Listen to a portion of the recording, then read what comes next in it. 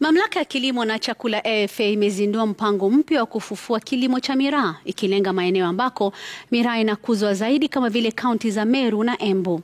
Mpango huo unalenga kuongeza uzalishaji, kuboresha mbinu za usafirishaji na kushirikisha masoko ya kimataifa. Kwenye makala ya kilimo biashara wiki hii, Dennis Otieno anaeleza jinsi wakulima wanavyojipanga ili kupata faida maradufu.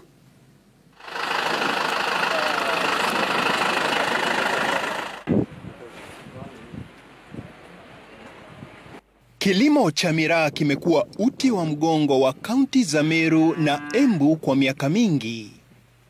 Lakini changamoto za usafirishaji, msukosuko wa bei na kupungua kwa soko zimedumaza kilimo hicho. Sasa, mamlaka ya kilimo na chakula inalenga kubadili hali hiyo.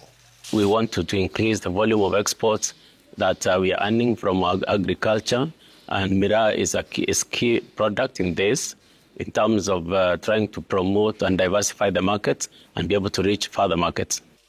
AFA inalenga kuboresha kilimo cha miraa kwa kuweka viwango maalum, kuratibu mfumo wa upakiaji na kufungua masoko mapya ya kimataifa. Can we diversify the markets where miraa is currently going?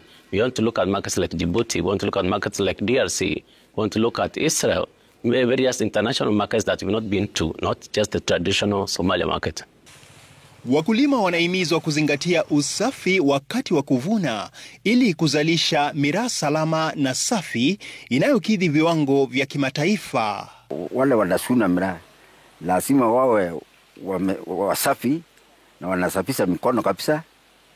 Alafu ile kama za kufunga naye lazima tuioshe kabisa, na ile maandishi ya kufunga naye tuhakikishe hakuna wadudu wako karibu, na tunaweka vizuri kwa gunia. We make sure we put it in a bag, a clean bag, where that it won't interfere with other dirty things.